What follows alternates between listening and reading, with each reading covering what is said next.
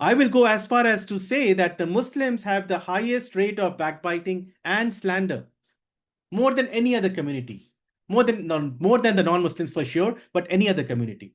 Go to any masjid.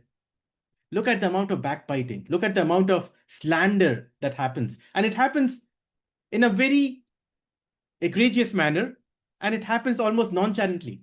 People don't even realize what they are doing. The Prophet said, the Muslim is the one whose tongue and hand other Muslims are safe. Why did he mention tongue? Backbiting and slander.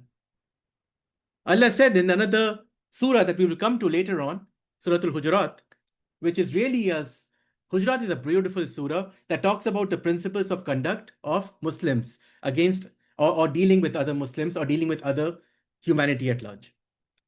And here Allah says, Ya ayyuhalladhina amanu jtanibu kathiran min adh-dhanni inna ba'da adh-dhanni ism.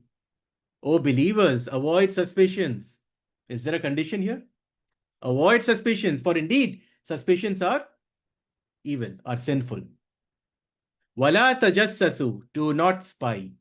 Wala yaghtab ba'dukum ba'da, do not backbite each other. How clear, how much clearer do you want the command to be?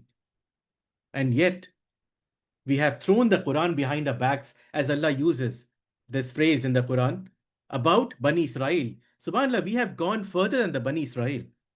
And that is why it is important to go back to the principles of the Quran and apply it in our lives. And Allah continues in that same verse of Al-Hujurat, أَيُحِبُّ أَحَدُكُمْ أَن يَأْكُلَ لَحْمَ أَخِيهِ مَيْتًا فَكَرِهْتُمُوهُ. Would you like to eat the flesh of your dead brother? No, you would despise that. You would hate that. And so this is how critical this is. And Allah says in this verse that Allah does not like negative thoughts to be voiced, right? Which is spying, which is suspicion, which is ghiba or backbiting, which is slander. And there is no good that comes out of it. And subhanAllah, I hear about these every week. SubhanAllah, and this is why it is important for us to go back to the Quran.